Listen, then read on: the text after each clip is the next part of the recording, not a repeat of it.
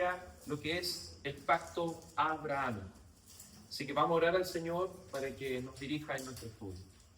Padre Celestial, nos encomendamos delante de tu presencia, reconociendo tu grandeza, tu poder, tu gracia preciosa y abundante. Porque sin ti, Padre, nada podemos hacer. Y nos encomendamos, Señor, para que en este estudio tú nos dirijas, para que en este estudio, Señor, tú nos guíes, para que en este estudio usted nos dé todas las herramientas que necesitamos para poder interpretar las Escrituras con coherencia, para poder interpretar las Escrituras bajo lo que usted ha establecido, Señor, para tu pueblo. Te ruego y te suplico, Padre Celestial, que usted sea glorificado, que usted sea exaltado, que usted sea engrandecido, Señor. Que también por medio de este estudio podamos ser instados a buscarte de todo corazón, de toda nuestra mente y de todas nuestras fuerzas. Te ruego todo esto, Padre, en el nombre de tu amado Hijo Jesucristo. Amén y amén. Estamos viendo lo que es el pacto abrahámico, ya hemos visto la parte terrenal que tiene este pacto. Ahora veremos y abordaremos lo siguiente con respecto al pacto abrahámico, y este es cómo este pacto anticipa el nuevo pacto. Entonces vamos a ir analizando esto de cómo el pacto abrahámico anticipa el nuevo pacto.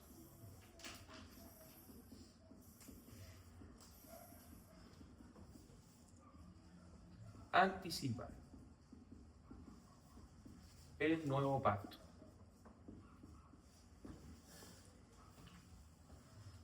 Hemos dicho que este pacto abrahámico promete algo precioso en su comienzo cuando vamos a Génesis 12.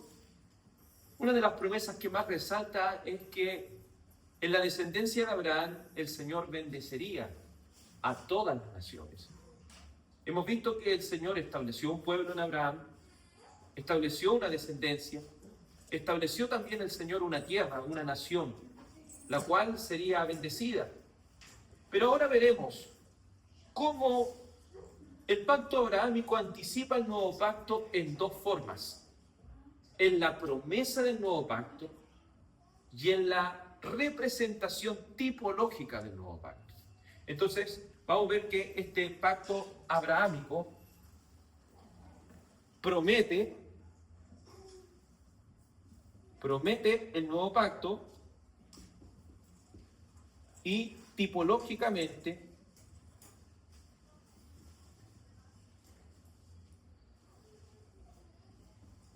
también este pacto abrahámico de manera tipológica apunta a ese nuevo pacto. Como se mencionó anteriormente, este pacto lo que promete es proveer la bendición no solo para el pueblo de Israel, sino para todas las naciones. Los beneficios de la vida y de la muerte y de resurrección salvífica de Jesucristo hacen disponible para todo el mundo este nuevo pacto. Es precioso esto, poder conectarlo con el Evangelio, porque sabemos que el nuevo pacto se cumple ¿en quién? En la figura de Cristo. ¿Y por medio de quién todas las naciones son bendecidas? ¿Por medio de quién todas las naciones son bendecidas? Por medio de Cristo. Quien trae la bendición salvífica a todas las naciones, es Jesucristo. ¿Y Jesucristo es descendiente de quién? Es descendiente de Abraham. Entonces, como descendiente de Abraham, a Abraham se le promete, ¿qué cosa? Una descendencia, se le promete una tierra y se le promete un rey. Todas estas cosas se le prometen a aquel hombre llamado Abraham, y que con todas estas cosas las naciones serían bendecidas por él. Podríamos decir lo siguiente: que el pacto abrahámico desde sus inicios no solo anticipa el nuevo pacto, sino que también lo lleva dentro de sí. Y esta afirmación es bastante importante. Dice: el antiguo pacto está preñado del nuevo pacto. Recordemos que el pacto abrahámico también apunta a qué pacto.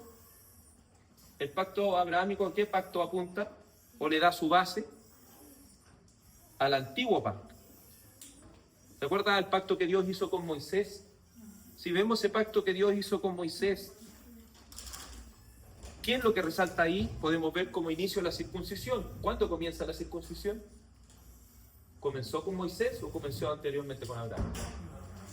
Comenzó con Abraham. Entonces, lo que vemos en el pacto abrahámico que anticipa este antiguo pacto, pero también el nuevo pacto. Y este nuevo pacto por medio de aquel que vendría de esa descendencia, por el cual serían benditas todas las familias de la tierra. Entonces, por eso decimos en esta afirmación, el antiguo pacto está preñado del nuevo pacto. El antiguo pacto está preñado del nuevo pacto. ¿Por qué decimos eso? Porque el antiguo pacto no es el nuevo pacto, ¿cierto? El antiguo pacto no es el nuevo pacto, pero lo lleva dentro de sí. ¿Y cuándo da a luz el nuevo pacto? ¿Cuándo viene qué? Viene nuestro Señor Jesucristo. Y es ahí donde viene esa bendición, se concreta, si lo podemos decir así. Por eso decimos que el antiguo pacto promete a aquel que bendecería a las naciones, no lo trae. Lo anticipa tipológicamente, pero no lo trae concretamente hasta la venida de nuestro Señor Jesucristo. Y con la venida del Señor Jesucristo, ¿el qué puede decir? Cuando instituye la cena del Señor, esta es la sangre, este es el nuevo pacto en mi sangre. Hagan esto en memoria de mí. Entonces, promete el nuevo pacto porque promete que su mediador nacerá de entre ellos. El pacto abrahámico, entonces, su sentido amplio acerca del nuevo pacto, ¿a quién promete? Promete a Cristo, ¿entiendes? Entonces, ¿por qué es importante el pacto abrahámico? Porque sienta las bases del antiguo pacto y también trae el entendimiento y promete a un mediador, promete a un rey que bendecirá universalmente a todas las naciones. Tipológicamente, el pacto abrahámico es una representación de algo distinto y mayor que sí mismo. Su pueblo, una tierra y una realeza mayores y distintas. Hemos dicho, ¿cierto?, en esa descripción que este pacto abrahámico promete una descendencia, promete una tierra y promete un rey. Eso es lo que promete en su dimensión terrenal. Pero esto es un tipo. Ahí donde hablamos de tipología. Tipo. ¿Qué significa que sea un tipo? Significa que esto de acá es la sombra de lo que concretamente va a venir. ¿Entiendes? Al ser un tipo no es necesariamente cuando vino, por ejemplo, David, no es ese Mesías final. Cuando ellos llegaron a Canaán, no es la tierra final. Cuando Abraham tiene a Isaac, no es el cumplimiento final de la promesa. Entonces, este tipo apunta a una realidad mayor. ¿Y cuál es esa realidad mayor? Que la descendencia, ¿quién es? Es Cristo, ¿cierto? ¿Y la tierra, cuál es? Celestial. ¿Y el rey quién es? Nuevamente, Cristo. Entonces a esto nosotros le llamaremos antitipo. ¿Por qué le decimos antitipo? Porque es la figura real, la figura verdadera de las cosas. Tipo es como una representación de algo mayor. Antitipo es ya el cumplimiento de lo que se había prometido. Entonces, ¿esto por qué es importante entenderlo? Porque en el antiguo pacto las personas veían las cosas a través de tipos. Un tipo de Cristo. ¿Me fijas? Un tipo del cielo. Por eso, cuando vemos el libro de los Hebreos, dice que Abraham buscaba una tierra cuyo arquitecto y constructor, ¿quién fuera? Dios mismo. Entonces, ¿qué entendía? Que la promesa de la tierra de Canaán tipológicamente apuntaba a una realidad mayor. Y esa realidad mayor era aquella ciudad cuyo arquitecto y constructor fuera Dios mismo. Entonces ellos entendían que estas cosas eran tipo de una realidad mayor. Los que verdaderamente tenían la fe de Abraham, ellos concretamente sabían que si bien estaban contentos con recibir Canaán, ellos esperan algo mejor que Canaán. Ellos esperan un rey mejor que David. Ellos esperan una descendencia mejor que Isaac. Porque todo su cumplimiento sería en Jesucristo. Creer en la promesa o creer que esa promesa se va a cumplir era lo que nuestros hermanos, la iglesia del Antiguo Testamento, podía entender. Y es como ellos iban a ser salvos, porque ellos vieron a Jesucristo. No, pero ellos vieron a un tipo de Jesucristo. Y ellos creyeron que ese tipo apunta a esa realidad mayor. Por eso ellos en el Antiguo Testamento podían ser salvos por la fe en el Evangelio, pero por la fe en el tipo del Evangelio, no en el antitipo, que es lo concreto. El teólogo reformado de apellido Klein dijo lo siguiente: hemos encontrado que en el transcurso de la revelación bíblica, en la promesa de un rey dada a Abraham, son claramente distinguibles dos niveles distintos de cumplimiento. Uno provisional y otro prototípico. ¿Por qué hablamos de que ese cumplimiento de esa promesa de un rey que el Señor le dio a Abraham, primeramente es provisional? Porque terrenalmente Israel tuvo un rey, o tuvo varios reyes de Judá. Tuvo varios reyes, y ellos lo necesitaron como provisión, como providencia, para que su nación siguiese funcionando bajo estamentos bíblicos. Algunos lo hacían bien, otros lo hacían mal. Pero mientras los reyes se mantuvieron, de alguna forma, podían ellos preservar lo que es ese antiguo pacto que apuntaba a una realidad mayor. Pero cuando hablamos de que estos dos niveles, ¿cierto? Algo provisional, algo que era provisorio, frente a aquello que es prototípico, estamos hablando de que ellos esperan un rey eterno. Esperan un rey de Judá, ¿cierto? Pero al mismo tiempo ese rey de Judá que ellos esperan y que viene, ¿cierto?, a la medida que va pasando el tiempo en Israel, ese rey apunta a una realidad mayor. Ellos no se deben conformar con Salomón, ellos no se tienen que conformar con Josías, ellos tienen que decir: uno mejor que Josías se va a levantar, uno mejor que Salomón se va a levantar, uno mejor que David se va a levantar. ¿Y ese sería quién? Nuestro Señor Jesucristo. Lo que puede decirse de la promesa del rey, tiene que decirse inevitablemente de la promesa del reino, tanto del pueblo del reino, como también de la tierra del reino.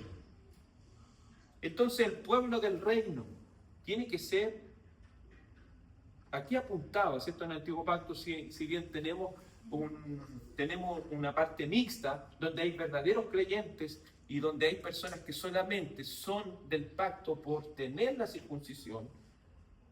¿Quién eran los que al final alcanzaban las promesas? Los de la fe, porque los otros iban quedando en el camino.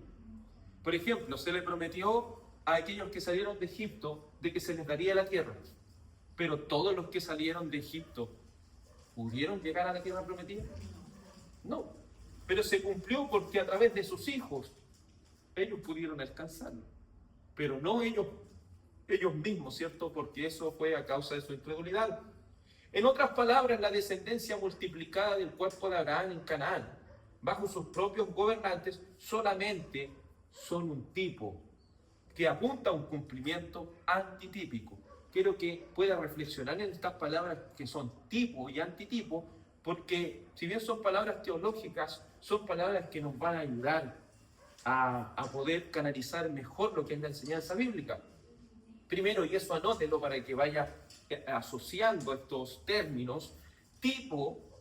¿Qué es lo que es un tipo? Un tipo es un ejemplo, una persona o evento, símbolo del Antiguo Testamento, que prefigura o apunta hacia una realidad futura. Entonces, un tipo creo que es un símbolo que apunta a una realidad futura. Estas siempre son reales e históricas, no son una alegoría inventada y siempre son incompletas. Entonces hablamos, es un símbolo del Antiguo Testamento que apunta a una realidad futura. Pero ahí es donde debemos cuidarnos. Estas siempre deben procurar ser, estos tipos, realidades históricas, realidades reales. Por ejemplo, y aquí es donde vamos a empezar los ejemplos acerca de los tipos, para que entendamos también esto porque es importante, tipos. ¿Quién vendría a ser un tipo en el libro de Génesis? Al principio, vamos al principio. ¿Cuál es el primer hombre? Adán, ¿cierto? Adán es el primer hombre. ¿Y Adán es un tipo de quién? Un tipo de Cristo. ¿Dónde podemos encontrar eso? ¿Cómo? Porque es fácil, ¿cierto?, que nosotros podamos decir, Adán es un tipo de Cristo. ¿Pero dónde está eso escrito? Sí, pero ¿dónde está escrito que Adán es un tipo de Cristo? Sí, no, pero me refiero yo. ¿Dónde en la Escritura, en la Biblia, en un texto bíblico, apunta de que Adán es un tipo de Cristo? ¿Existe algún texto acerca de eso?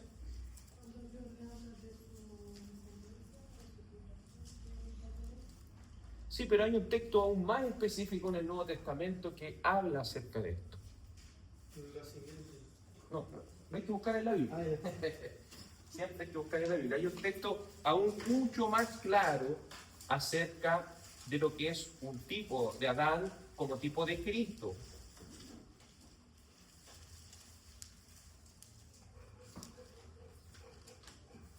Te podemos, ¿cierto?, dar una pista. Puede usted ir a Corintios y poder encontrar eso también, como lo que es que Adán es un tipo de Cristo.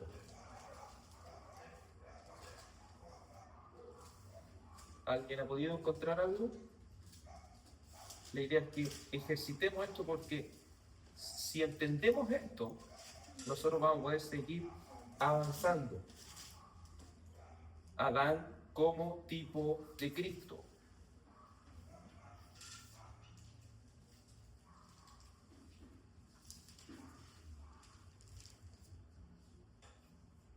Mire, le puedo dar ahí una pista. 1 Corintios 15. Vamos a 1 Corintios 15. ¿Dónde específicamente para la tele?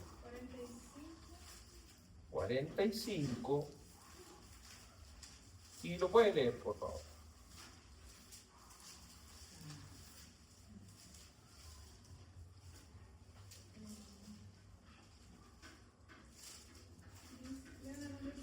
Amén. Así también está escrito, el primer hombre, Adán, fue hecho alma viviente, y el último Adán, espíritu que da vida. Sin embargo, el espiritual no es primero, sino el natural, luego el espiritual. Perfecto. Entonces, si usted se fija, aquí está haciendo una alusión a quién específicamente. Que Adán es un tipo de quién? Es un tipo de Cristo. Y si usted se va a este mismo 1 Corintios 15, pero en el verso 22, aún es más específico que una persona podría decir en ese texto ya, pero ahí dice, habla de un Adán y habla de otro Adán espiritual, pero no está diciendo específicamente Cristo. Pero si usted se va a ese mismo 1 Corintios 15, versículo 22, dice, porque así como en Adán todos mueren, también en Cristo todos serán vivificados. Tengo otro texto. Perfecto. En Romanos 5:14. Sin embargo, la muerte reinó desde Adán hasta Moisés, aún sobre los que no habían pecado en una transgresión semejante a la de Adán, el cual es figura de aquel que había de venir. Aún más específico es ese texto. Entonces, si se fijan, cuando hablamos de tipos, no estamos hablando de encontrar a Cristo en cada una de las piedras de la Biblia, en cada una de las palabras de la Biblia, no. Si nosotros vamos a buscar a Cristo, eso tiene, a través de tipos, eso tiene que estar reflejado de manera clara en la Escritura. Entonces, estos dos textos nos dejan en claro que Adán es un tipo de Cristo. Tengo otro texto. ¿Sí? Perfecto. Romanos 5:12, que bueno, ahí dice, por tanto, tal como el pecado entró en el mundo por medio de un hombre, y por medio del pecado la muerte, así también la muerte se extendió a todos los hombres, porque todos pecaron. Y bueno, ahí también habla de que el primero que fue Adán, y después Cristo, que es el mejor Exacto. Muy bien. Por eso le decía, en Romanos y en Corintios ustedes van a encontrar textos específicos. Entonces, si ustedes van a decir, pastor, mire, es esas 5 piedras que tomó David un tipo del nombre de Jesús, por ejemplo, eso no tiene nada que ver. ¿Entienden? ¿Por qué? Porque eso ya sería una alegoría. Sería expresar algo más allá de lo que está escrito. Pero en cambio, si usted dice Adán es Cristo, sí, que Romanos y Corintios lo dicen. ¿Te fijas? Entonces, cuando le hablo de tipos, son realidades históricas, son realidades reales acerca de lo que es Cristo. Por ejemplo, ¿cierto? Si usted se va a Levítico y eso lo compara usted con el libro de Hebreos, va a ver que los sacrificios son un tipo de ¿qué? Un tipo de Cristo, ¿cierto? El libro de los Hebreos es claro en decir que los sacrificios son un tipo de Cristo. El tabernáculo. Yo sé que muchos predicadores han visto, no sé, la lámpara de los 7 brazos, es Cristo, los panes de la preposición son Cristo, y así cada una de las cosas Cristo, pero veamos bien, si usted va al libro de los Hebreos, tipológicamente dice que el tabernáculo apunta hacia la presencia de Dios con su pueblo. ¿Te fijas? ¿Por qué el Señor más adelante da la promesa que haré un tabernáculo para ellos? Yo seré su Dios, ellos serán mi pueblo. ¿Quién es ese tabernáculo? Jesucristo, porque el mismo Jesucristo se fue tabernaculizado, si lo podemos decir. Se le dio un cuerpo humano para que habitara su presencia con nosotros. Por eso él sería llamado Emmanuel, que traducido es Dios con nosotros. Entonces, no decimos, hermano, busque a Cristo en cada cosa, en cada lámpara, en cada pan, en cada... No. Eso tiene que estar reflejado de una manera clara en la Escritura. De una manera clara en la Escritura. Entonces, y es lo que estamos viendo hoy, como alguien dijo al principio, tipológicamente Abraham es un tipo de Cristo. Sí. Por eso estamos hablando aquí, ¿cierto? Gálatas 3:16 dice, ahora las promesas fueron hechas a Abraham y a su descendencia. No dice, y a las descendencias como refiriéndose a muchas, sino más bien a una, a tu descendencia. Es decir, Cristo. Pero él tuvo a Isaac, ¿cierto? Después vino Jacob, después vinieron todos ellos. Pero al final la descendencia de la cual habla la Biblia no dice la descendencia, sino dice la descendencia. ¿Y esa descendencia quién es? Cristo. Entonces, decimos, el pacto abrahámico en sí promete una realidad mayor. ¿Y esa realidad mayor quién es? Cristo. Es Jesucristo. Si bien trajo una tierra física, trajo todas estas promesas terrenales, sí, pero eso no lo era todo. Eso apuntaba a ¿quién? Jesucristo. Entonces ahora cuando hablamos de los antitipos, ¿qué es lo que es un antitipo? Son la realidad plena y definitiva. Entonces cuando hablamos de un antitipo son la realidad plena y definitiva. ¿Quién sería un antitipo entonces? Cristo mismo, ¿cierto? Y podríamos usar los mismos textos, pero ahora a la inversa. Cristo es un antitipo de Adán. Cristo es un antitipo de Abraham. ¿Por qué decimos eso? Porque Él es la expresión misma de las cosas. Es la realidad plena y definitiva. El pacto abrahámico apunta a alguien mayor, y ese alguien mayor es Jesucristo. Cuando hablamos del mismo templo, mire, vamos a Juan 2:19. Juan 2:19.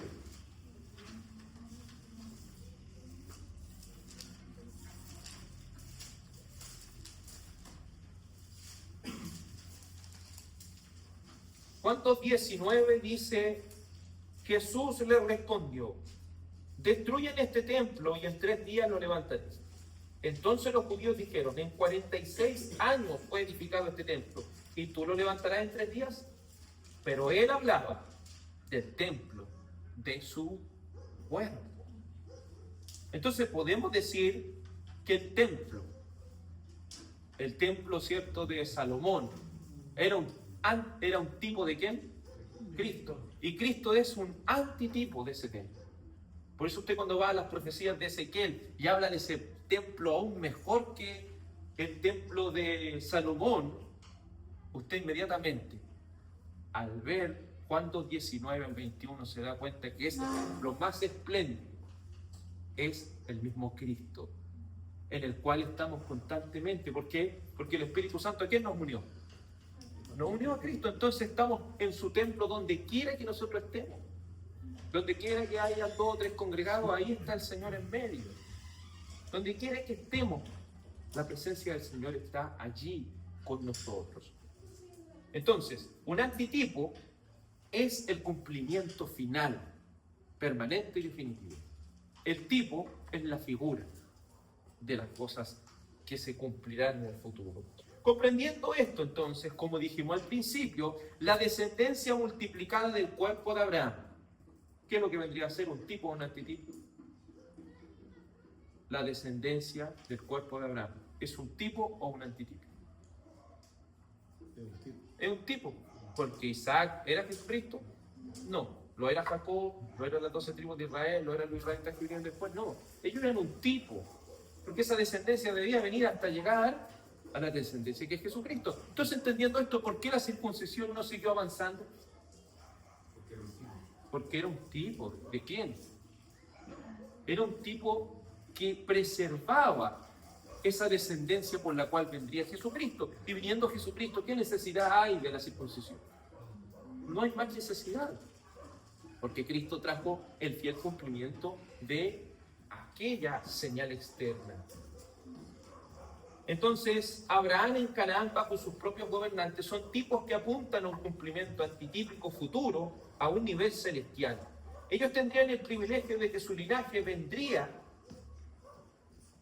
a aquel que efectuaría su cumplimiento final. Entonces, Israel debía tener el gozo de que de su descendencia física iba a venir el Mesías.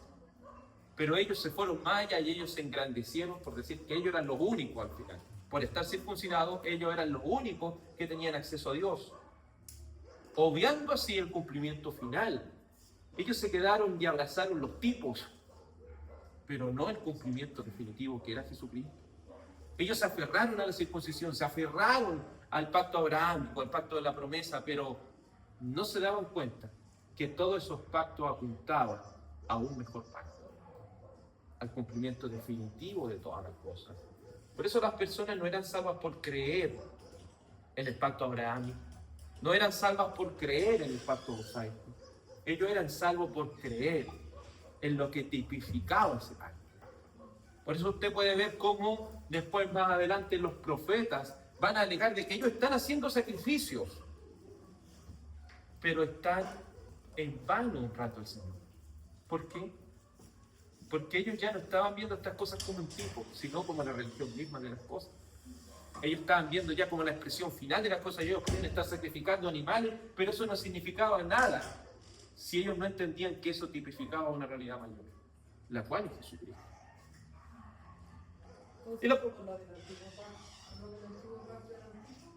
Eran tipos. Pero ahí es donde debemos ser cuidadosos, y cada vez que busquemos un tipo, tiene que estar reflejado en el Nuevo Testamento con un texto explícito donde habla acerca de estos tipos. No podemos andar tampoco así como diciendo, no, por ejemplo, el incienso es Jesucristo. No, pero sí podemos decir que el incienso son las oraciones de los santos. Apocalipsis lo interpreta de esa forma. Entonces así podemos ir haciendo estas conexiones. Romanos 4:9. En Romanos 4:9 el apóstol Pablo llega a esta misma conclusión y dice: ¿es pues esta bendición solo para los circuncisos o también para los incircuncisos? Porque decimos, a Abraham la fe le fue contada por justicia. Entonces podemos decir con esto que el propósito del pacto abrahámico es dar a luz al fundador, cabeza y mediador del nuevo pacto. Entonces ese era el fin último a lo que apuntaba el pacto abrahámico. No apuntaba solo a tener una nación como Israel, no apuntaba solamente a poseer esa tierra de Canaán. No apuntaba solamente a esas cosas terrenales, sino que esto apunta a una realidad mayor, que tiene un cumplimiento mayor. Ningún pacto anterior al pacto abrahámico reveló tan directamente, a través de tipos, el don unilateral y gratuito de las promesas antitípicas celestiales para los elegidos. Y la Escritura expone la fe de Abraham en la realidad mayor a la que estas promesas terrenales apuntaban como el modelo ejemplar para la fe. Pues todos aquellos que creyeran como Abraham son sus hijos, no según la carne ni según el antiguo pacto, sino según el Espíritu. El patrón de fe y según el nuevo pacto del descendiente de Abraham, es decir, Jesucristo. Por eso la Biblia resalta tanto que Abraham creyó a Dios y le fue contado por justicia. ¿Eso qué está revelando? Que la salvación es por gracia. Porque si él, por fe, recibe promesas terrenales, ¿acaso por fe no va a recibir también las espirituales? Si él recibe gratuitamente todas estas promesas terrenales, ¿acaso en su cumplimiento final no va a recibir esta salvación solo por la gracia de Dios? Si bien en el Antiguo Testamento los creyentes entendían estas cosas, no lo hicieron completamente, sino suficientemente. Ellos entendían que eran tipos de una realidad mayor, pero ellos no vieron a Jesucristo. Adán entendió que de esa descendencia vendría el Salvador, pero él no lo vio. Por eso los pactos ciertos bíblicos van siempre apuntándose a una realidad mayor. Y esa realidad mayor es Jesucristo. Si bien en el Antiguo Testamento los creyentes entendían las cosas, no lo hicieron completamente, sino suficientemente, pues aún no se le había revelado la totalidad del plan de redención. Y ellos solo creyeron en el misterio de la tipología. ¿Por qué? Como dice Hebreos 11, 9 a 10, dice: por la fe habitó como extranjero en la tierra de la promesa, como en tierra extraña, viviendo en tiendas como Isaac y Jacob, coherederos de la misma promesa. Porque esperamos una ciudad que tiene cimientos, cuyo arquitecto y constructor es Dios. Entonces, según este texto, ¿Abraham entendía la tipología? ¿Sí o no? Nuevamente, ponga atención. Por la fe habitó como extranjero en la tierra de la promesa. ¿La tierra de la promesa era una tierra física o espiritual? Física.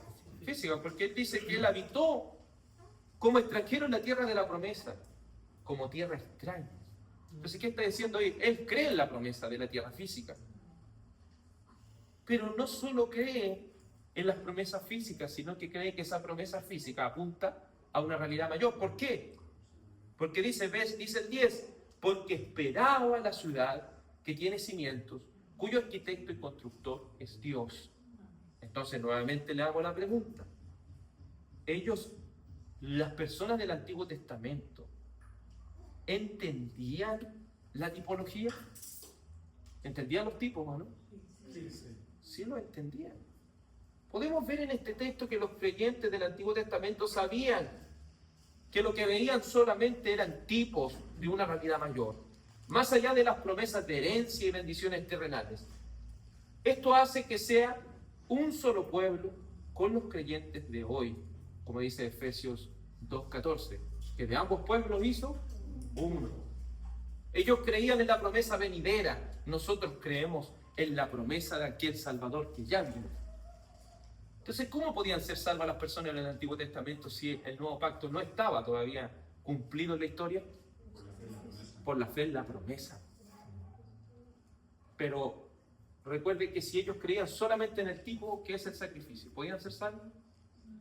Pero ellos sabían que ese sacrificio apuntaba. Es que ese es el punto. No todos lo sabían. ¿Quién era lo que lo sabían? Los creyentes. Por eso usted puede ver en los tiempos de Jesús que había gente esperando con el Mesías, pero había otra gente que lo veía como para más adelante. Exacto. En el libro de Hebreos, en el capítulo 11, cuando habla de la fe, en el verso 1 dice: ahora bien, la fe es la certeza de lo que no se espera, la convicción de lo que no se ve. Porque por ello recibieron aprobación los antiguos. Exacto. O sea, ellos vieron como verlo a futuro, creyeron. Y por ello fueron salvos. Sí. En cambio, aquellas personas que solamente sacrificaban, por ejemplo, sin ver el tipo, Ellos hacían, llevaban el animal y hacían eso, pero ¿de qué servía si ellos, o si una persona entendía incorrectamente y decía, yo por ese animal soy salvo? Es lo mismo que hoy en día la gente que va a la iglesia. Va por ir, pero no entiende al final De lo que se trata. de lo que se trata. Entonces la fe es una certeza y una convicción. Esa es la fe salvadora. La otra vendría a ser una fe natural. Y por la fe natural nadie puede ser salvo. Y eso, ¿cierto?, nos da a entender, y por medio de esto que estamos desarrollando, en la regeneración viene mucho antes de ahora, el Nuevo Testamento. La regeneración viene de los tiempos del mismo Adán, porque el Señor necesitó transformar su corazón para que creyera en la promesa. Porque sin fe es imposible agradar a Dios. Es como la iglesia visible e invisible. ¿En qué sentido? Hay unos que creen y otros van por ir a la iglesia.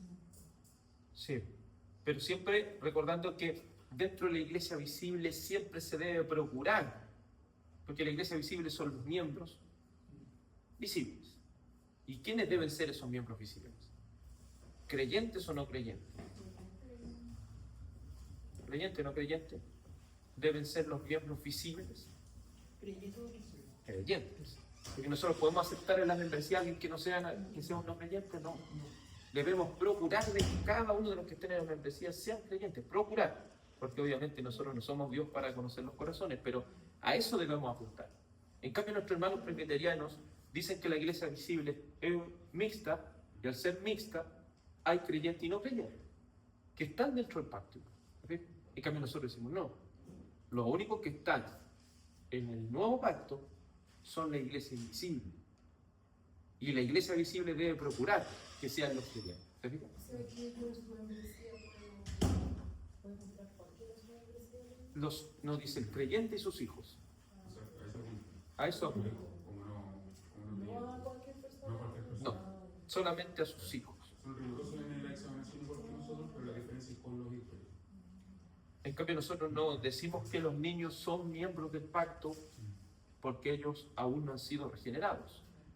Otra cosa es decir si el Señor los va a salvar o no. ¿Me entiendes? Eso ya queda en la soberanía de Dios. Pero decir nosotros que los creyentes y sus hijos están en el nuevo pacto, asegurar eso, es lo que no podemos hacer. Porque solamente los creyentes, los que tienen la fe de Abraham, son los hijos de Abraham. Exacto, nacidos de nuevo. Esto nos lleva a establecer más el panorama de la redención, pues podemos llegar a la conclusión de que la herencia celestial no llegó a los creyentes del Antiguo Testamento por medio del pacto abrahámico, sino por medio de aquel que trajo la consumación del nuevo pacto. Entonces, ¿cuándo ellos serían salvos? Cuando viniera Cristo. Ellos no bastaba tan solo con creer, por creer en el pacto abrahámico, por ejemplo, estar circuncidados. Creer en el pacto abrahámico en ese instante era circuncidarse. Si se circuncidaba, estaba dentro del pacto. Es como si dijéramos aquí, basta para estar en el pacto bautizarse. Pero basta con eso, no. Por eso para nosotros el mismo bautismo es un tipo de una realidad mayor. Es una ordenanza que apunta hacia una realidad mayor. ¿Y cuál es esa realidad mayor? Es que esta persona ha sido lavada por Cristo, ha sido regenerada por Cristo, ha muerto por Cristo y ha resucitado por Cristo. Ha creído. El pacto abrahámico fue diseñado con el fin de que la historia de la redención avanzara hacia determinar el pueblo, lugar de nacimiento del Mesías, y también para prefigurar el nuevo pacto de forma positiva en las promesas fieles de Dios y de manera negativa en los constantes fracasos de Israel. Entonces el pacto abrahámico también nos va a mostrar los fracasos de Israel. Pero ¿qué dicen los fracasos de Israel? ¿Qué nos comunican? Que el hombre no regenerado, que el hombre que no ha nacido de nuevo no puede servir al Señor. Pero también hay una realidad positiva, que todos ellos siempre recibieron las promesas, siempre las recibieron por gracia y nunca por lo que ellos hacían. Vemos también que la única manera de ser redimidos es por medio de un mejor pacto. El nuevo pacto es el pacto de gracia. El pacto de la circuncisión, como dice Esteban en Hechos 7, 8, es solamente un pacto de la promesa, que custodió la descendencia de Abraham quienes serían la matriz donde vendría nuestro Salvador. Entonces, ¿para qué servía en el fondo el pacto de Dios con Abraham? ¿Para qué servía el pacto de Dios con Abraham? ¿Cuál era su propósito final? Pero antes de eso, La descendencia de Cristo. traer a Cristo, según la carne. Porque si no existía esta descendencia de Abraham, ¿ellos pueden haber sido salvos? ¿Nosotros podríamos haber sido salvos? No, porque esa descendencia debía venir. ¿Y esa descendencia quién es? Jesucristo. Pero cuando viene Jesucristo es cuando se consuma este plan de redención, es cuando viene el nuevo pacto, es cuando nosotros podemos ser salvos. Pero anteriormente el pacto abrahámico era solamente una promesa. Entonces, decimos nuevamente, el pacto de Dios con Abraham custodió la descendencia de Abraham, la protegió, la cuidó, para que así viniera nuestro Señor Jesucristo. Ellos serían la matriz donde vendría nuestro Salvador. Y cuando Abraham confió en el hijo de su pacto, se convirtió en el hijo del pacto de Jesucristo. Entonces, significa el Señor que le prometió a él un hijo. Y esa era la promesa, pero él entiende que tipológicamente, ¿a qué hijo debía esperar? A Jesucristo, ¿se fijan? No era solo decir yo recibo a Isaac y ahí ya está toda la promesa. No, Isaac apunta a una realidad mayor. Y esa realidad mayor, ¿quién es? Es Cristo. Por eso la interpretación del pacto federalista 1689 o bautista 1689 es cristocéntrico. De ahí nosotros se va desprendiendo todo. Jesucristo tiene que estar en el corazón mismo de la Biblia, porque Jesucristo es el mismo evangelio. Conclusión: Dios hizo un pacto con Abraham, prometiéndoles que su descendencia multiplicada te heredaría la tierra, ¿cierto?, física de Canaán, viviría allí con sus propios gobernantes, después de un periodo de varios años de peregrinaje y esclavitud. Esa es la parte terrenal. Pero Dios cumpliría con total fidelidad su promesa, y lo cumplió. ¿Lo terrenal lo cumplió? Sí, lo cumplió. Pero esto no era nada más que un tipo que apuntaba al antitipo, a aquella realidad mayor que creyeron nuestros hermanos del Antiguo Testamento, que si bien la vieron a través de figuras y sombras, ellos sabían que apuntaban a una realidad superior, de que entre los hijos de Abraham vendría aquel que traería no solo la bendición a Israel, sino a todas las naciones, y las iba a gobernar por la eternidad. Entonces el pacto abrahámico es importante, ¿no? Es importante porque traería, custodiaría aquel nacimiento según la carne de nuestro Señor Jesucristo, porque en todas las naciones, y no solo Israel, sería bendecido. Esto es el pacto de Dios con Abraham, esencial e importante, porque en el pacto de Dios con Abraham se sientan las bases para el antiguo pacto y se sientan las bases para el nuevo pacto. ¿Hay alguna pregunta antes que concluyamos, hermanos? Con respecto, ¿cierto?, a lo que es el pacto de Dios con Abraham. Entonces, los tipos son los ejemplos, las sombras, Las sombras, y el antitipo es ya la expresión final de las cosas. Entonces, un tipo, ¿quién sería un tipo? los sacrificios. Exacto, es un tipo de Cristo, ¿sí? ¿Y ahí quién sería el antitipo de los sacrificios? Cristo, ¿cierto? Y el tipo sería los sacrificios. Entonces así uno lo va diferenciando a través de tipos y antitipos. Es bueno estas palabras porque así uno va ordenando las ideas para poder desarrollarlas y entenderlas. Pero lo que quiero que quede claro no es buscar tipos así a destajo con alegoría y así empezar a buscar en cada cosa como algo escondido de Cristo, sino eso tiene que estar reflejado explícitamente en la Biblia. Si hablamos que hablar del tipo de Cristo, eso tiene que estar en la Biblia. ¿Sí? El maná bambino también representa a Cristo. Sí, hay alusiones ahí, uno tiene que buscar por lo mismo la roca. ¿Se acuerda cuando dicen que bebieron de la roca y la roca quién era? Era Cristo, pero ahí lo dice explícitamente. Por ejemplo, Juan 6, 41, 59 dice: yo soy pan de vida. Vuestros padres comieron del maná en el desierto y murieron. Este es el pan que desciende del cielo, para que el que de él come no muero. Soy pan vivo que desciende del cielo. Entonces, una representación Exacto. del pan vivo. Por ejemplo, nosotros como creyentes debemos esperar el maná físico. No, Debemos esperar a quién, a Cristo. ¿Y quién es Cristo? El Verbo. ¿Y el Verbo quién es? La palabra. Entonces nosotros no solo de pan vivimos, sino de toda palabra que sale de la boca. Necesitamos alimento espiritual. Entonces estos tipos, como le dijo y como bien está viendo mi hermano Ángel, siempre tienen que estar reflejados en la Escritura. Si no están reflejados en la Escritura, ahí debemos ser cuidadosos y buscar una explicación más coherente y consistente con la Escritura. ¿Alguna otra pregunta, amados hermanos? Con respecto al pacto de Dios con Abraham. No habiendo ninguna pregunta más, vamos a orar al Señor. Amado Padre Celestial, te damos gracias, porque el pacto de Dios con Abraham, el pacto de usted con Abraham, apuntaba a una realidad mayor. Y esa realidad mayor es nuestro Señor Jesucristo. Gracias, Salvador de nuestras vidas, de nuestras almas, porque nos has favorecido por medio de tu gracia. Y aquel cumplimiento, aquel antitipo ya ha venido y es nuestro Señor Jesucristo.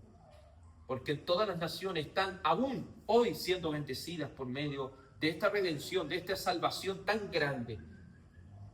Te ruego que sigas transformando corazones, que sigas regenerando a aquellos que han de ser salvos, que vengan al santo y maravilloso Evangelio. Gracias te damos, mi Salvador, por este amor tan grande derramado sobre nosotros. Y ayúdanos a seguir avanzando en el conocimiento de tu santa y preciosa voluntad. En el nombre de Jesús. Amén y amén. Vamos a tomar un momento para ya estar comenzando lo que es el culto público.